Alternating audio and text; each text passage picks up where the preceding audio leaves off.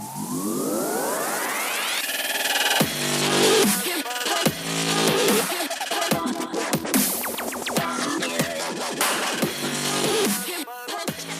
Circle of Knowledge podcast is brought to you by Amplified Minds, helping entrepreneurs, intrapreneurs, and dreamers take their business ideas and goals to the next level. This podcast features best-selling industry resources and the professional panel discussions by the core team at Amplified Minds. Now, here are their discussions. Welcome back to the Circle of Knowledge podcast. This is John Kovach Jr., accompanied by Brian Hubbard and Matt Fritzsche. Before we get started with our topics today, I wanted to pass it over to Matt, who's got a fun fact and something kind of fun that we like to start the show off with. Okay, now this is definitely more of just a fun get-to-know-me moment, but when I was 11 or 12 years old, there was a girl that I had a crush on, and we were at a wedding, kind of together, and we played soccer. It was actually at my brother's wedding. We were playing soccer, and I remember kicking the ball. So I was trying to impress her throughout the entire time, and I remember nailing a ball so hard at her face. And I remember her just knocking right on her backside on the ground. She got up, and she was in tears, and I felt so bad because I had the biggest crush on this girl. So there's my story. I nailed the girl that I had a crush on. That's one way to impress a girl, I guess. We call Knock that her over. We call that crushing it. Okay, well, you guys, I got the selection of the book today, and today's book is called How to Be a Boss, or also called Bawse, or Bawse, or something with, however you want to say, B-A-W-S-E. It's How to Be a Boss from Lilly Singh, and she is a YouTube star. She's met a lot of famous people, and if you read her book, you'll see a lot of her credentials. She knows a lot of prominent individuals. But the topic of discussion today, you guys, in her chapter 32, it's just simply be the dumbest. And what she talks about is being the dumbest person in the room. She has a quote in here that says, being the dumbest person on your team doesn't make you a stupid person. It means you're smart enough to select people to work with that you can learn from. And I think that that's a very interesting topic just because if you really want to excel yourself forward, you do need to be surrounded by people who are smarter than you, especially if the whole saying, you are the average of your 5 closest friends, right? Or your income is the average of your 5 closest friends. It means you better be the dumbest person in the room or you're never going to grow. So I think that's the topic of discussion, and maybe we could just share some examples or experiences that we've had that emulate this very topic, or what can we say to inspire our audience to go find people who are smarter than they are. Yeah, so actually that's one thing that it means a lot to me.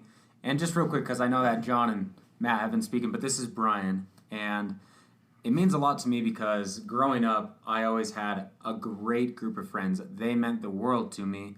And as I started growing up, I learned that maybe they didn't want to be going the same direction as I wanted to. It didn't mean that they have to go business, but they just didn't have the same type of goals. And it's not that I wanted to just drop them, cold turkey all my friends and start with a new group of friends. But it was actually one of the hardest things that I had to do was try to surround myself with people that had like-minded goals. And not really, as I said, cold turkey my friends, but just not be with them as much because it's simply put within this, the dumbest person in the room, I wanted to surround myself with a lot of people that knew a lot more than me, that made a lot more than me, that had bigger goals than me because that was going to rub off on me. And it's been, bar none, other than, my wife and my parents with what they've done for me, it has been the number one thing that has helped me in this entire world is surrounding myself with people that think like I do and even more than I do. I love that story. I wanted to add to it with a more historical story. A long time ago, there was a group called the Inklings, which was essentially a mastermind group for a bunch of famous writers. Amongst that group were 2 individuals who we all know, C.S. Lewis and J.R.R. Tolkien. Tolkien, not necessarily the smartest one in the room, came to his mastermind group and started talking about the success he had with his first book, The Hobbit. And he was struggling with the second Hobbit, which he was calling at the moment The Hobbit 2. And he brought it to the group and he said, "Hey guys, I don't know what to do. This is such a dilemma. I don't know how to take this story even further." And C.S. Lewis, much smarter at the time, just had a quick mention to him that the only way that his stories were going to be interesting is if something happened more to the hobbits. And this is what he said exactly. He said, J.R. Tolkien, not his real name, but his pen name, said, "Tolkien, what makes a hobbit interesting is when he leaves the Shire. And then they talked a little bit more. And then Tolkien was able to take that advice, go back and write another couple books, which ended up leading to the series that we all now know of as the Lord of the Rings. Pretty cool when you surround yourself with incredible people, smarter people, and just people who, just are just better than you. You end up succeeding in many ways that you did not expect. I don't think J.R.R. Tolkien ever expected to write the Lord of the Rings series and to create a language based off of the ideas that he had, and just look at how it's changed the world today. Yeah, I would second that. I feel like if you were to take a good survey of all the very successful people that we all want to be like, every single one of them would say exactly what we're talking about, that they became who they are because they surrounded themselves with people who were smarter than they were. I can think of one particular example who's Elon Musk and his, what would you call that, the autobiography, and his biography just called Elon Musk. Yeah. I can't remember who that one's written by, but he talks about how Elon Musk had moved over here and moved up into some part of Canada and with no money and just nothing but the brains and the backpack on his back, right? And he met up with a local millionaire or something, millionaire, billionaire, some very prominent individual who kind of took him under his wing, but that was his whole intent of getting up there, was to make sure that he found somebody that he could start emulating. And I think it's something we can all do. I think even down to whether it's business related or not, I'll tell you that Bob Cattell, I know it's a name we always talk about, but some of my favorite times that I appreciate the most, which has helped me find a lot of inner peace, I feel like, those moments came from golfing with Bob. Just going and hanging out with Bob and having conversations that eventually led to me discovering that I had so much like turmoil in my life. Like I was shaking the snow globe, right? I was shaking my own snow globe, and it was just not clear. And after meeting with Bob so many times and being around him, I started to see a lot of clarity. So it doesn't always have to necessarily be about business. It can be, if you emulate someone who is trying to make, or I don't know, accomplish peace in this world or whatever, or they have a happy family, they have a happy marriage, and you want a more happy marriage, go be with those people who have a happy marriage, because you're going to start picking up and clicking on what they're doing. Yeah, so actually I love that, because I also have met Bob, and he's a fantastic individual that has really helped us out, because he's one of our mentors here through public speaking, through different types of content, ways of thinking. He's a great individual, and he has helped us out a lot.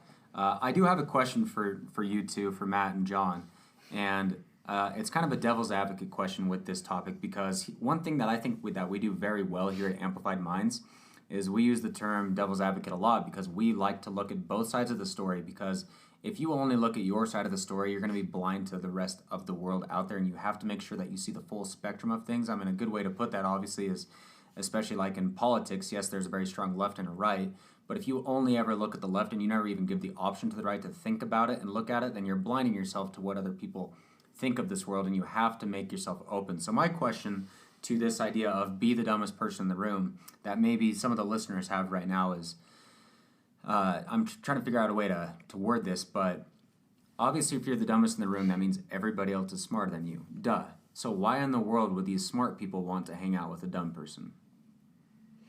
Ooh, good question.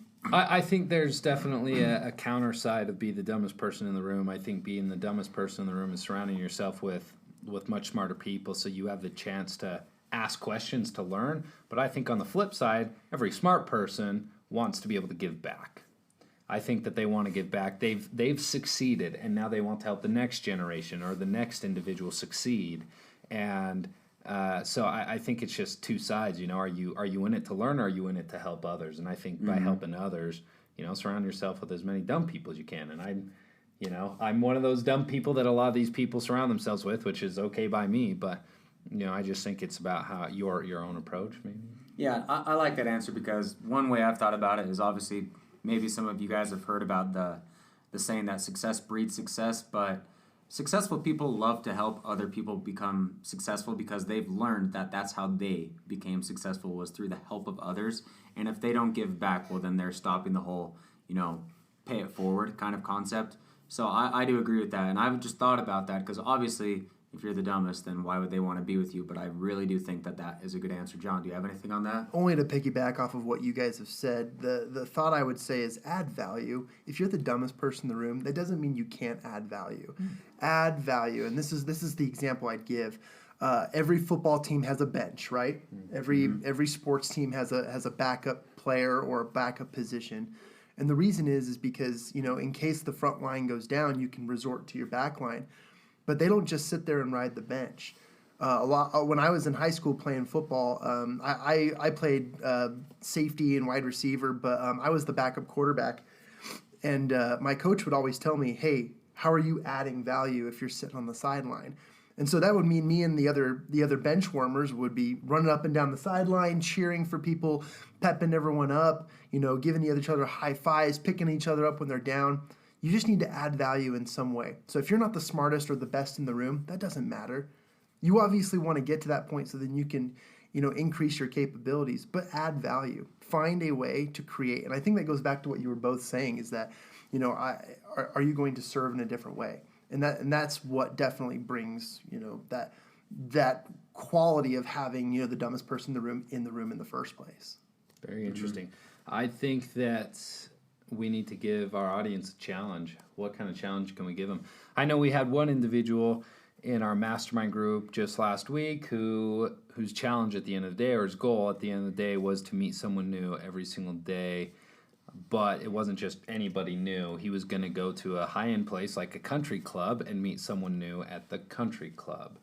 I think that we all probably have people that are already smarter than us, so we could surround ourselves with. But I think now's a chance to maybe go meet some new people that we can learn even more from. So I guess that would be the challenge I would push out to our audience right now is go get in a place where high-profile people of what you want to be like, what you want to emulate. Go find where they hang out and go meet just one person and go sit down with them. Meet them up. I think that's a great challenge. So the challenge, Matt, just to reiterate that, is to be able to go out and meet somebody that's new and maybe even kind of do it a step up, meet somebody that, in this sense, with the words that we've been using, dumb and smarter, to go find someone smarter than you. And on the flip side of that, if you ever do think you are the smartest person in the room, you've completely lost this concept. Because the instant that you think you're smarter than everybody else, you're never going to allow other information to come into you. So you always have to be humble to learning more. But if you do think that you're someone that can help another individual, obviously don't think that they're dumber than you. Just make sure that you're able to help them out, because you never know how somebody else can help you out. And obviously that's a huge portion of Amplified Minds is mastermind groups. Never know what another person could do for you. You have to make sure that you are always with an open mind, a growth mindset versus that of a fixed mindset. I do, just to tag on that for a second, I do find that very interesting because I feel like we have people who get into our mastermind groups who aren't expecting to learn what they walk away with learning. And those are the people who they get in there and then they're humble enough to listen to others and they're blown away. But then we still have those few individuals who think that they are smarter than everyone else there. So for them, they're there to show up and say, yeah, I'm here to help you guys, but they walk away from it with no value because they think they're smarter than everyone else. And they'll never grow. I think that they've limited themselves already by thinking that they are the smartest person, thinking that they're God's gift to life and business. That mentality drives me nuts. And those people stand out. We know who those people are because they just give off something. But yeah, so I would say between that, I love that concept. I love giving value. Make sure that you're giving value. Even if you're the dumbest person there, make sure you're giving value. And then I would say make sure... I feel like we just talked about it. Now it's just gone right over my head. Make sure that you're humble enough to listen to other people and be willing to learn from other people because you never know who's going to teach you a good lesson. And all in all, guys, make sure to get out and go surround yourself with people who are smarter than you. And that's basically the lesson that we got out of How to Be a Bawse from Lilly Singh. And I hope I said that right. So if she ever listens to this, which she probably is right now, let's Lily, I apologize. Shameless plug for you. My daughter's name is Lily, so at least we got that one right. Well, thank you all for being with us. And again, we hope you enjoyed the podcast. This is the Circle of Knowledge. Thanks for joining.